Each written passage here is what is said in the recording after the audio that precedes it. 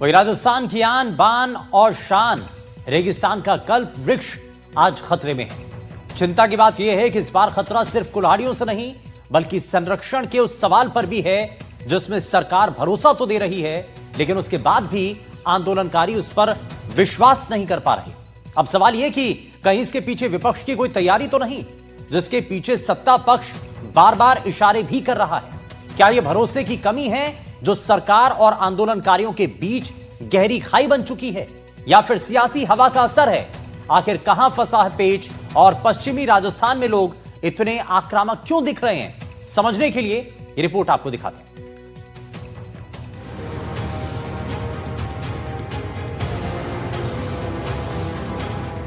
बीकानेर की तपती धरती पर खेजड़ी बचाओ आंदोलन अब एक ऐसे मोड़ पर आकर खड़ा हो गया है जहां से समझौता कोसों दूर नजर आ रहा है। सीएम भजनलाल शर्मा ने सदन में कानून बनाने का भरोसा तो दे दिया लेकिन जमीन पर उसका असर नहीं दिख रहा है। सवाल ये है कि आखिर सत्ता के शीर्ष से आवाज आने के बाद भी आंदोलन क्यों चल रहा है? कहीं इसकी आड़ में राजनीतिक रोटियां तो नहीं सेकी जा रही हैं? खेजड़ी पर छिड़ी सियासी जंग के बीच इन बयानों को सुनने के बाद कुछ हद तक आपको भी इस सवाल का जवाब मिल जाएगा। किसी इशू पर सरकार ने अपने पक्ष रखा नहीं है और ये बजट जो था एक खानापूर्ति थी। जैसा केंद्र के वित्त मंत्री ने राजस्थान को इग्नोर किया, बिल्कुल इस बजट में ना तो टैक्स कम करे गए, ना महंगाई कम करी गई, ना नौकरियों के लिए कुछ घोषणा करी गई। सिर्फ पुरानी स्कीम्स को दोबारा दोहराया गया और टेक्निकल डिटेल्स में जनता को गुमराह करने की कोशिश की गई है। मुझे नहीं लगता कि सरकार की मंशा थी खेजड़ी के ऊपर या अरावली हिल्स पर। ऐसा नहीं है कि खेजड़ी की कटाई अभी हो रही है, सालों से विकास की आंधी में इसे उजाड़ा जा रहा है लेकिन नेताओं की इतनी जुबानी जुगाली पहले कभी देखने को नहीं मिली। तो सवाल ये है कि आखिर इस बार क्या नया है जिसकी आज सियासत को भी गर्व कर रही है? तो राजनीतिक जानकार ये बताते हैं कि अगर जन आंदोलन बड़ा नहीं होता तो शायद सूबे की सियासत के सूरमा इस बार भी खामोश ही रहते। जन भावनाओं का ख्याल रखकर बोलना कहीं न कहीं उनकी मजबूरी बन पड़ी है, या यूं कहें कि चिपको आंदोलन जैसी स्थिति बनने की स्थिति में सियासी जमीन खिसकने का भी खतरा है। और हमारे यहाँ ये मान्यता है और शायद उधर भी ये मान्यता होगी, इसमें साक्षात भगवान विष्णु का वास है और जो आंदोलनकारी हैं, जो हमारे संत श्री बैठे हुए हैं, उन्हीं सब बातों को संज्ञान में लेते हुए माननीय मुख्यमंत्री जी ने माननीय महामहिम राज्यपाल महोदय के अपने अभिभाषण के भाषण पे बोलते हुए उन्होंने इस पवित्र सदन में घोषणा करी कि खेजड़ी की कटाई को रोकने के लिए एक सख्त कानून राजस्थान विधानसभा में लाया जाएगा और खेजड़ी किस प्रकार से बचे, खेजड़ी किस प्रकार से कटने से रोका जाए और खेजड़ी किस प्रकार से और लगे, उसका प्रयास हम सब लोग मिलकर करेंगे। वैसे एक बड़ा सवाल ये भी है कि खेजड़ी को बचाने के लिए लोग इस बार इतने आक्रामक क्यों दिख रहे हैं? तो बताया जा रहा है कि इसके पीछे पश्चिमी राजस्थान में मजबूती से पैर जमाने की होड़ तो वजह नहीं है। इसके साथ ही आंदोलन से जुड़े लोग कोरे आश्वासनों के बावजूद अब इतने थक चुके हैं, इसलिए कहीं वो इस बार आर पार के मूड में तो नहीं है। विधानसभा की पटल पर आदरणीय मुख्यमंत्री जी ने अपनी बात रखी कि मैं आने वाले समय में हम एक ट्री एक्ट के रूप में खेजड़ी संरक्षण के लिए कानून बनाएंगे। मुख्यमंत्री जी से बात आती तो अब क्या रहेगा? देखिए, मुख्यमंत्री जी ने कहा हम कानून बनाएंगे, ये नहीं कहा कब बनाएंगे। हमारी मांग है इस तत्व में लाया जाए और जब तक कानून नहीं बन जाता तब तक पूरे राजस्थान में खेजड़ी कटाई पे पूर्ण रूप से प्रतिबंध हो और जिम्मेदारी तय हो कि अगर खेजड़ी कटती है तो जिम्मेदारी किसकी होगी और काटने वाले के खिलाफ और जो जिसकी जिम्मेदारी थी उसके खिलाफ कानूनी कार्रवाई हो। धरना हमारा चल रहा है लेकिन अभी तक कोई सरकार जो है कोई जो मांग है वो मानी नहीं है। विशेष तो हमारी मांग ये है कि जब तक सरकार जो है विधानसभा में कानून लेके आती है, कोई सख्त कानून जब तक सरकार नहीं लेके आ रही है तब तक पूरे राजस्थान के अंदर जो बड़ी संख्या में खेजड़ियों की कटाई हो रही है उनको पूर्णतः प्रतिबंध लगाया जाए और तमाम जितने भी संभाग के जो कलेक्टर है उनको जो है प्रतिबद्ध करते हुए उनकी ये जिम्मेदारी तय की जाए कि जब तक कानून सरकार कोई नहीं लाती है तब तक जो खेजड़ी है वो नहीं कटनी चाहिए। इस बिश्नोई समाज का सबसे बड़ा मेला जिसमें 10 लाख जो भक्तगण इकट्ठे होने वाले हैं इस 17 तारीख से पहले, सबने कथाएं स्थगित कर ली हैं। मात्र खेजड़ी बचाओ आंदोलन के तहत सारी कथाएं, सारी जनता और जितने भी पर्यावरण प्रेमी सबसे हमने निवेदन किया है कि ज्यादा से ज्यादा इस खेजड़ी बचाओ आंदोलन में बीकानेर की धरती पे पहुंचे, ये हमारा संदेश है। इस आंदोलन में मातृशक्ति की महिलाओं की बहुत अहम भूमिका है जो हजारों की संख्या में इस आंदोलन में बैठी हैं और लाखों की संख्या में और भी आने के लिए तैयार है। यानी कि जब तक कानून नहीं बनेगा, हजारों की संख्या में मातृशक्ति पुरुषों के साथ कंधे से कंधा मिलाकर इसमें डटे रहेंगे और जब तक कानून आ नहीं जाता है हम इसमें हमेशा प्रयासरत रहेंगे। जिस खेजड़ी के लिए इतना बड़ा जन आंदोलन खड़ा हुआ है, उसके बारे में ये जानना भी जरूरी है कि आखिर इसे सहेजने की चिंता लोगों में क्यों है। तो दरअसल खेजड़ी लोगों की आस्था से जुड़ा मामला है। पश्चिमी राजस्थान में लोग इसकी पूजा करते हैं। इतना ही नहीं, पर्यावरण के लिहाज से भी ये अनुकूल माना जाता है। रेगिस्तानी पर्यावरण को संतुलन रखता है। इसकी गहरी जड़ें जमीन के नीचे से नमी खींच लाती हैं। पूरे साल ये हरा रहने वाला पेड़ है। पत्तियों का इस्तेमाल पशुओं के चारे में भी होता है। ऊंट, गाय, बकरी के लिए पौष्टिक चारा माना जाता है। सूखे के समय यही पेड़ पशुओं को जीवित रखता है। अब जरा ये भी जान लीजिए कि इसके कटने के साइड इफेक्ट क्या क्या है।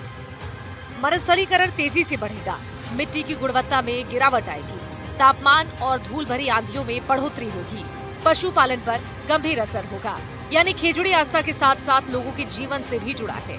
इसलिए इसे बचाने के लिए इस बार लोगों के तेवर में तल्खी नजर आ रही है। Bureau report, NDTV, Rajasthan. और बात आपके जागरूक करने वाली खबर से करते हैं, आपको जिससे जानकारी मिलेगी। जिस नाम पर देश पूरा भरोसा करता है, उसी नाम के सहारे खेल खेला जा रहा था। सेहत से खिलवाड़ का खतरनाक खेल। राजधानी जयपुर में एक्सपायरी डेट मिलाकर करोड़ों का माल बाजार में उतारने की साजिश चल रही थी। फूड सेफ्टी टीम के छापे से इस गोरख धंधे के राज का खुलासा हुआ। सामान की कीमत करीब 6 करोड़ रुपए बताई जा रही है। क्या पूरा मामला है, आगे देखिए। अमूल कंपनी के नाम पर गोरख धंधा। एक फर्म कर रही थी बड़ा फर्जीवाड़ा। 30,000 किलो का एक्सपायर्ड माल बरामद। तारीख मिटाकर बेचने की थी तैयारी। फर्म मालिक ने यूट्यूब से सीखा था तरीका। गोदाम के अंदर सजे कार्टन, नाम बड़ा, ब्रांड भरोसेमंद, लेकिन अंदर छिपा था एक्सपायरी का सच। जयपुर शहर में अमूल ब्रांड के एक्सपायरी डेट का सामान दोबारा से बाजार में बेचने की साजिश चल रही है। चौंकाने वाला मामला सामने आया है खो नागौरियन इलाके से। करीब 6 करोड़ रुपए का डेयरी प्रोडक्ट स्टॉक किया गया था, जिसकी एक्सपायरी डेट भी खत्म हो चुकी थी। आरोप है कि इन पैकेट्स पर से पुरानी तारीख मिटाकर नई तारीख डालने की तैयारी थी, ताकि बाजार में फिर से इन्हें बेचा जा सके।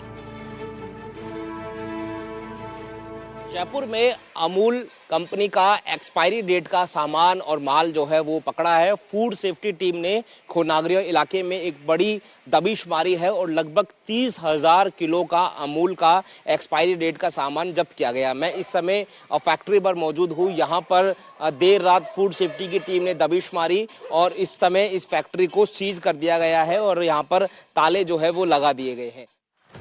फूड सेफ्टी टीम ने खो नागौरिया इलाके में गोडाउन में छापा मारा। मौके से करोड़ों रुपए का करीब 30,000 किलो का एक्सपायरी डेट का माल बरामद हुआ। इस माल में अमूल कंपनी के noodles, ketchup, mayonnaise, energy drink के पैकेट्स से भरे 3,000 कार्टन सीज किए गए। इनकी कीमत करीब 6 करोड़ रुपए से ज्यादा की बताई गई।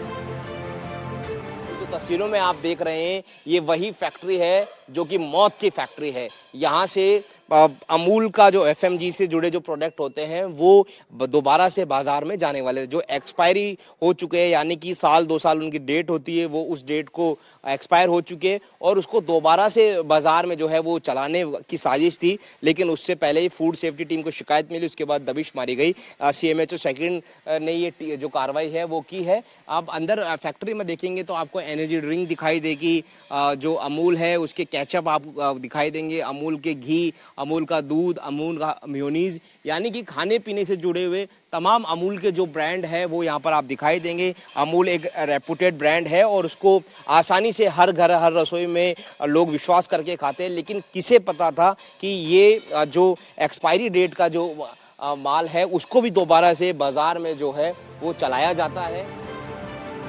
सबसे चौंकाने वाली बात यह है कि पूछताछ में सामने आया कि फर्म के मालिक ने यूट्यूब से सीखा था एक्सपायरी डेट मिटाने का तरीका। यानी ऑनलाइन वीडियो देखकर सीखा गया फ्रॉड का फॉर्मूला और बनाया गया करोड़ों की ठगी का प्लान। फूड सेफ्टी विभाग की टीम ने मौके से कई संदिग्ध मशीनें और केमिकल भी बरामद किए। सैंपल जांच के लिए लैब भेजे गए हैं। इसके ऑनर है गगन, उससे जब पूछताछ की तो उसने बताया कि ये सारा माल उसको घाटा हो गया, नुकसान हो गया और ये सारा एक्सपायरी डेट हो गया, तो कंपनी ने लेने से मना कर दिया, इसलिए वो इसको दोबारा से बाजार में चलाने वाला था। थिनर और अन्य इक्विपमेंट लगाकर इनकी डेट जो है वो बदली जा रही थी। एक बड़ी साजिश जो है वो कर रहा था। बहरहाल उससे अभी तफ्तीश जारी है। संभव थे और इसके साथ उसके जो फर्म का जो लाइसेंस है वो भी एक्सपायर हो गया था। दरअसल 181 नंबर पर शिकायत मिली थी कि फर्म में कुछ गड़बड़ चल रही है, जिसके बाद मौके पर फूड सेफ्टी टीम को भेजा गया, जिसके बाद C&F गोदाम में Messrs Kaira district cooperative milk producer union Gujarat द्वारा उत्पादित अमूल ब्रांड के अनेक प्रोडक्ट के कार्टन एक्सपायर डेट के मिले, जिनमें कई की डेट मिटा दी गई थी। इस मामले के सामने आने के बाद हर कोई हैरान है कि आखिर कोई शख्स लोगों की सेहत से खिलवाड़ करने के बारे में कैसे सोच सकता है। सोचिए, अगर ये एक्सपायर्ड माल जनता के बीच पहुंचता तो लोगों की सेहत पर क्या असर पड़ता। इसके गंभीर नुकसान भी हो सकते थे। जयपुर से दीपक चावला की रिपोर्ट, NDTV राजस्थान। हमारी खास पेशकश में फिलहाल के लिए बस उतना ही। दीजिए इजाजत, नमस्कार।